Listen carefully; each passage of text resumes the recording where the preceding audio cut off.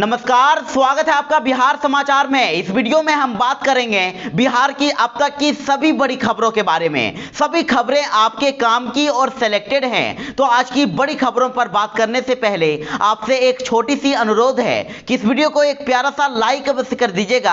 आपका एक लाइक करना ही हमारी मेहनत का फल होता है। तो चलिए शुरुआत करते हैं आज की पहली बड़ी खबर से। बिहार में अब अनलॉक 2 हो रहा है। बिहार में अब और भी छूट दी जाने वाली है। बिहार अब 16 जून से लेकर अनलॉक किया जा रहा है और साथ ही बिहार में अब स्कूल कॉलेज भी खुलने वाले हैं। मुख्यमंत्री नीतीश कुमार जी ने बड़ा ऐलान कर दिए हैं। तो आखिर इस बार के अनलॉक में क्या क्या छूट दी जाने वाली है, किन किन पाबंदियों को हटाया जा रहा है। तो देखिए, इस बार सभी तरह के दुकानों और प्रतिष्ठानों को प्रतिदिन खोला जा सकता है और इसकी समय सीमा भी बढ़ाई जा सकती है। यानी कि अब बिहार में जो एक एक दिन छोड़कर दुकानें खुल रही है, इसे अब समाप्त कर दिया जाएगा। साथ ही बिहार में अब पार्क भी खुलेंगे। धार्मिक स्थल जैसे कि मंदिर, मस्जिद, गुरुद्वारे, ये सब भी अब खुलने वाले हैं। तो वहीं होटल और रेस्टोरेंट में अब बैठकर खाना खा सकते हैं और इसके साथ ही अब शादी ब्याह और श्राद्ध क्रम में भी अधिकतम लोगों की सीमा बढ़ाई जा सकती है। और अगर बात करें स्कूल कॉलेज की खुलने की, तो देखिए, अभी पूरे जून भर स्कूल कॉलेज बंद रहेंगे, लेकिन जुलाई से स्कूलों में पढ़ाई शुरू हो जाएगी। बिहार के शिक्षा मंत्री ने खुद ये ऐलान कर दिए हैं। तो वहीं इस बार सिनेमा हॉल और शॉपिंग मॉल को भी छूट दी जा सकती है और इसकी पूरी गाइडलाइन भी अब कुछ ही देर में जारी होने वाली है। मुख्यमंत्री नीतीश कुमार जी खुद इसकी घोषणा करने वाले हैं। पूरे बिहार में भयंकर बारिश का अलर्ट जारी कर दिया गया है। बिहार में मानसून आ गया है और बिहार के सभी 38 जिलों में भारी बारिश होने वाली है। बिहार के पूर्वी इलाकों से मानसून के पहुंचते ही पूरे बिहार में इसका असर दिखाई देने लगा है और मौसम विभाग के अनुसार मानसून ने अब पूरे बिहार को कवर कर लिया है और साथ ही कहा जा रहा है कि इस बार फिर से बिहार डूब सकता है। देखिए, पटना में एक ही दिन की बारिश में जल जमाव हो गया है। सभी नालों में पानी भर गया है और नाले ओवरफ्लो होकर अब सड़कों पर बहने लगी है। राज्य के लगभग सभी जिलों में भारी बारिश की चेतावनी दे दी गई है और अब 16 जून तक बिहार में भयंकर बारिश और वज्रपात होने की संभावना है। तो वहीं जिन जिलों में बारिश सबसे ज्यादा होने वाली है वे जिले हैं पटना, वैशाली, सारण, भोजपुर, रोहतास, खगड़िया और बेगूसराय। और इसके साथ ही आपको बता दें कि औरंगाबाद, रोहतास, जमुई, नवादा, कटिहार, बांका, पूर्वी और पश्चिमी चंपारण, इन जिलों में वज्रपात होने की सबसे ज्यादा संभावना है। तो अभी आपके जिले में मौसम का क्या हाल है? क्या वहां पर बारिश हो रही है? अपने जिले के नाम के साथ जरूर ही कमेंट में बता दीजिएगा ताकि बिहार को आपके द्वारा जानकारी मिल सके।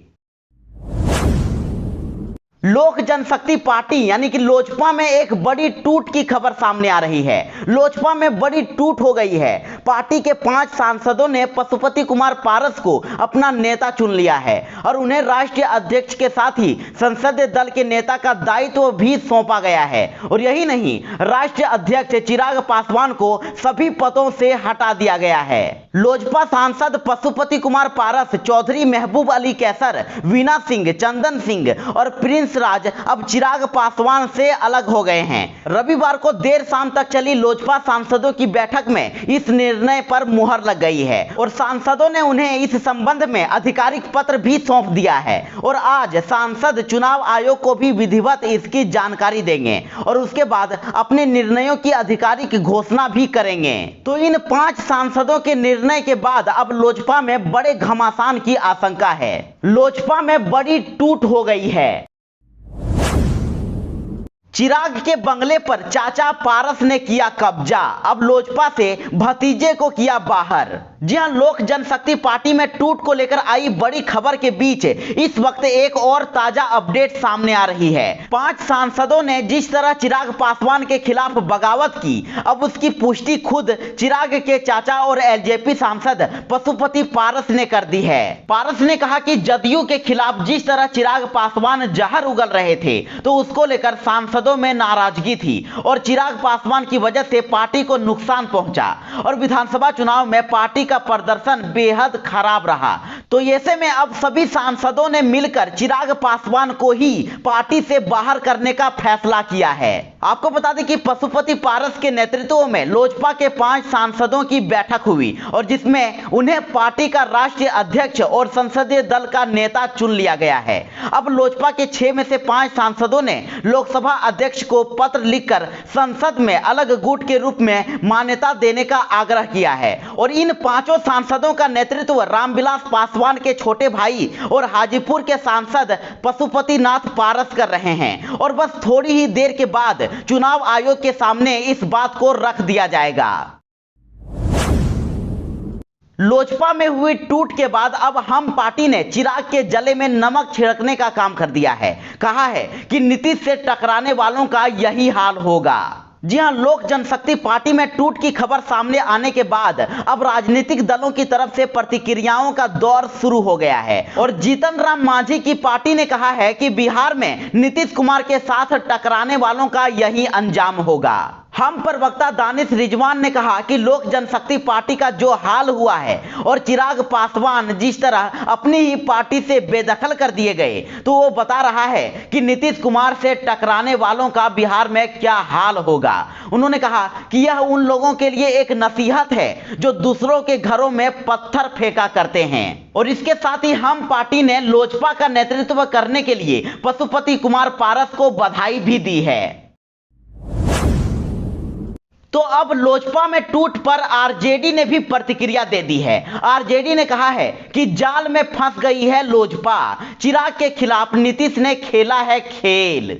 जी हां, लोजपा में टूट की खबरों के बीच ही अब आरजेडी की तरफ से भी पहली प्रतिक्रिया सामने आई है। आरजेडी ने एलजेपी में चल रही मौजूदा खींचतान के लिए नीतीश कुमार को जिम्मेदार ठहराया है। आरजेडी प्रवक्ता शक्ति सिंह यादव ने कहा है कि जदयू धन बल की ताकत पर ऐसा खेल पहले भी खेलता आया है और नीतीश कुमार इस खेल के पुराने माहिर खिलाड़ी हैं और अब ये खेल लोजपा पार्टी के साथ खेला जा रहा है। और इसके साथ ही उन्होंने कहा है कि उन्हें इस बात की उम्मीद कम है कि लोक जनशक्ति पार्टी टूट जाएगी और बावजूद इसके अगर ऐसा होता है तो इसके लिए नीतीश कुमार जिम्मेदार होंगे। नीतीश कुमार दूसरे दलों को तोड़ने वाली राजनीति में विश्वास करते हैं और बिहार पिछले 15 सालों में इसका गवाह रहा है। तो आरजेडी की माने तो चिराग पासवान बुरी तरह से नीतीश कुमार के जाल में फंस चुके हैं। बिहार में अब बालू और गिट्टी माफियाओं की खैर नहीं, संपत्ति होगी जब्त और अवैध खनन में लगाए वाहनों की नीलामी कर देगी सरकार। जी हां, बड़ी खबर है कि बिहार में बालू और गिट्टी का अवैध खनन करने वालों पर शिकंजा कसा जाएगा और अब अवैध कारोबार करने वालों और उससे अवैध धन जमा करने वालों की संपत्ति सरकार जब्त कर लेगी। राज्य सरकार इसके लिए नया नियम बनाने की तैयारी कर रही है और साथ ही पूर्व के कानूनों का भी सहारा लिया जाएगा। तो वहीं अवैध बालू खनन और इसकी ढुलाई में पकड़े गए मशीन या वाहनों को छुड़ाने के लिए जुर्माने की राशि का निर्धारण भी अब वाहन के मूल्य के अनुसार तय किया जाएगा और पकड़े गए मशीन या वाहन को अगर 1 महीने तक उनके मालिकों द्वारा जुर्माने की राशि देकर नहीं ले जाने पर उसकी नीलामी कर दी जाएगी। नीतीश कुमार फिर से पलटी मारेंगे। जी हां, खुद नीतीश कुमार की पार्टी ने यह ऐलान कर दिया है कि नीतीश कुमार अब बीजेपी से अलग होकर महागठबंधन में जाएंगे और तेजस्वी यादव के साथ सरकार बनाएंगे। बड़ी खबर है कि मुख्यमंत्री नीतीश कुमार के बेहद ही करीबी माने जाने वाले जदयू नेता ने सनसनीखेज दावा किया है। जदयू के नेता का दावा है कि नीतीश कुमार फिर से पलटी मारने वाले हैं और बिहार में जदयू का बीजेपी से गठबंधन टूटने वाला है और अब नीतीश कुमार आरजेडी कांग्रेस के साथ मिलकर सरकार बनाएंगे। तो वहीं जदयू नेता ने यह भी दावा किया है कि गठबंधन टूटना अब फाइनल है, कांग्रेस से बात हो चुकी है और मांझी और मुकेश सहनी भी नीतीश कुमार के साथ ही रहेंगे। वो दोनों जाएंगे कहां? दरअसल आपको बता दें कि नीतीश कुमार के बेहद ही करीबी माने जाने वाले जदयू नेता श्याम बहादुर सिंह ने कहा है कि बीजेपी ने नीतीश कुमार के पीठ में छुरा घोंपा है। पिछले विधानसभा चुनाव में बीजेपी ने जानबूझकर जदयू के उम्मीदवारों को हरवाया और यह बात अब खुलकर सामने आ चुकी है। सरकार बनने के बाद भी बीजेपी नीतीश कुमार के खिलाफ साजिश रच रही है, इसलिए अब गठबंधन का टूटना तय है। और इसके साथ ही श्याम बहादुर ने यह भी दावा किया है कि जीतन राम मांझी और मुकेश सहनी भी बीजेपी से नाता टूटने के बाद नीतीश कुमार के साथ ही रहेंगे। दोनों का पूरा समर्थन नीतीश कुमार को है और अगर अभी कोई बयान दे रहे हैं तो देने दीजिए, दोनों जाएंगे कहां? नीतीश कुमार के साथ रहने के अलावा उनके पास कोई चारा नहीं है। उन्होंने कहा कि गठबंधन टूटने का समय अब नजदीक आ गया है। बाढ़ के पहले ही एक्शन में आ गई सरकार। मंत्री संजय झा बोले कि अगर बांध टूटा तो दोषी अधिकारी नहीं बचेंगे। जी हां, बिहार में मानसून की एंट्री के साथ ही नीतीश सरकार अलर्ट मोड में आ गई है और बाढ़ के सुरक्षात्मक कार्यों का जायजा लेने के लिए जल संसाधन मंत्री संजय झा लगातार जिलों का दौरा कर रहे हैं। और इसके साथ ही मंत्री संजय झा ने अधिकारियों को चेतावनी दे दी है और कहा है कि अगर किसी बांध पर कोई खतरा हुआ या बांध टूटा तो संबंधित दोषी अधिकारी नहीं बचेंगे। मंत्री संजय झा ने कहा कि अगर अधिकारियों की गलती के कारण बांध को कोई नुकसान पहुंचा तो उन पर कड़ी कार्रवाई की जाएगी। बिहार में स्कूल कॉलेज खुलने वाला है। अब बिहार में जुलाई में स्कूल खुल सकता है। बिहार के शिक्षा मंत्री ने खुद ये ऐलान कर दिया है। जी हां, बिहार में स्कूल कॉलेज खुलने को लेकर अब शिक्षा मंत्री विजय चौधरी ने एक राहत भरी जानकारी दी है। शिक्षा मंत्री ने कहा है कि अगर राज्य में कोरोना संक्रमण की रफ्तार में ऐसी ही कमी दिखती रहेगी तो जुलाई से शैक्षणिक संस्थान खोले जा सकेंगे। तो इसका मतलब अब साफ है कि शैक्षणिक संस्थानों को खुलने की प्रक्रिया अब तभी शुरू होगी जब कोरोना के मामलों में ऐसी ही गिरावट जारी रहेगी। शिक्षा मंत्री ने यह जानकारी सोशल मीडिया में शेयर की है। उन्होंने कहा है कि मौजूदा समय की तरह ही अगर कोरोना से हालात ऐसे ही सुधरते रहे तो जुलाई से शैक्षणिक संस्थान अपनी सामान्य क्लास फिर से शुरू कर सकते हैं। हालांकि उन्हें कोविड सुरक्षा प्रोटोकॉल का कड़ाई से पालन करना होगा। बिहार में कोरोना संक्रमण दर में काफी कमी आ गई है। बिहार में आज मिले हैं सिर्फ 487 नए संक्रमित। जी हां, बिहार स्वास्थ्य विभाग द्वारा जारी ताजा आंकड़े के मुताबिक बीते 24 घंटों में बिहार में 1,10,037 सैंपलों की जांच की गई है और जिनमें से मात्र 487 नए कोरोना संक्रमितों की पहचान की गई है। तो वहीं बीते 24 घंटों में कोरोना संक्रमित 864 मरीज इलाज के बाद स्वस्थ हो गए हैं, जबकि 8 कोरोना संक्रमितों की मौत हो गई है और राज्य में अब स्वस्थ होने की दर बढ़कर 97.94% हो गई है। तो वहीं अगर बिहार में एक्टिव मरीजों की संख्या की बात करें तो बिहार में अभी 5,311 सक्रिय मरीज हैं जिनका इलाज चल रहा है और सबसे ज्यादा कोरोना संक्रमित गोपालगंज में मिले हैं। गोपालगंज में सबसे ज्यादा 45 नए कोरोना संक्रमितों की पहचान की गई है और इसके अलावा 22 जिलों में 11 से 50 के बीच नए कोरोना संक्रमितों की पहचान की गई है। तो वहीं बक्सर में एक भी नया मरीज नहीं मिला है। भारतीय सेना के लिए बिहार में होगी बहाली। 8 जिलों के युवा हो सकेंगे शामिल। तो जानिए कि किन किन पदों के लिए मिलेगा मौका। बड़ी खबर है कि मुजफ्फरपुर के चक्कर मैदान में अगले साल 28 जनवरी से 22 फरवरी 2020 के बीच 8 जिलों की सेना बहाली आयोजित हो सकती है और सेना मुख्यालय ने इस संदर्भ में जोन वाइज बहाली की तिथि जारी कर दी है। लेकिन सेना भर्ती कार्यालय परिस्थिति और तैयारी के अनुसार बहाली की तिथि आगे पीछे कर सकती है। तो वहीं आपको बता दें कि मुजफ्फरपुर, सीतामढ़ी, शिवहर, पूर्वी चंपारण, पश्चिमी चंपारण, दरभंगा, मधुबनी और समस्तीपुर जिले के युवा सेना की वेबसाइट www.joinindianarmy.nic.in पर विशेष जानकारी प्राप्त कर सकते हैं और बहाली का समय नजदीक आने पर ARO यानी कि सेना भर्ती कार्यालय समाचार पत्रों के माध्यम से विस्तृत जानकारी प्रकाशित करेगी।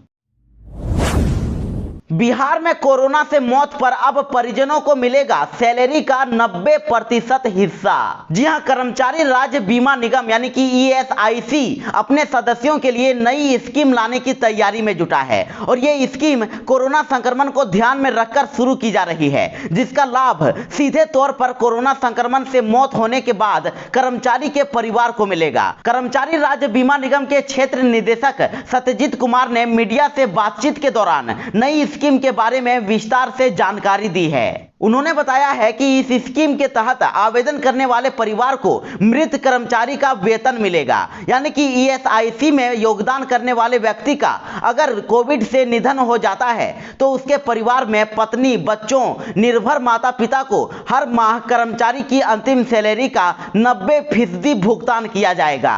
यानी कि अगर कोरोना से उसकी मौत हो गई हो तो उसके परिवार को 90% सैलरी दी जाएगी। एक तरफ जहां बिहार सरकार स्वास्थ्य व्यवस्था को लेकर बड़े बड़े दावे करती है, तो वहीं देखिए एम्बुलेंस नहीं मिली तो मां को पीठ पर बैठाकर अस्पताल ले गई बेटी, 3 किलोमीटर तक पैदल चली। आप तस्वीरों में देख सकते हैं कि किस प्रकार डंडे का सहारा लेकर अपनी पीठ पर अपनी बूढ़ी मां को बेटी अस्पताल ले जा रही है। यानी कि बेटी बन गई है श्रवण कुमार, पीठ पर मां को अस्पताल पहुंचाया। तो देखिए इस पर आरजेडी ने कहा है कि निकम्मी बिहार सरकार न तो अस्पताल दे सकती है, न बेहतर इलाज सुलभ करवा सकती है और न ही एम्बुलेंस जैसी कोविड सुविधा दे सकती है। यहां बीमारों के परिजनों को हिंसक, याचक, भिक्षुक श्रवण कुमार सब कुछ बनना पड़ता है, क्योंकि सत्ता में बैठे लोग एक उत्तरदायी सरकार नहीं बना सकते।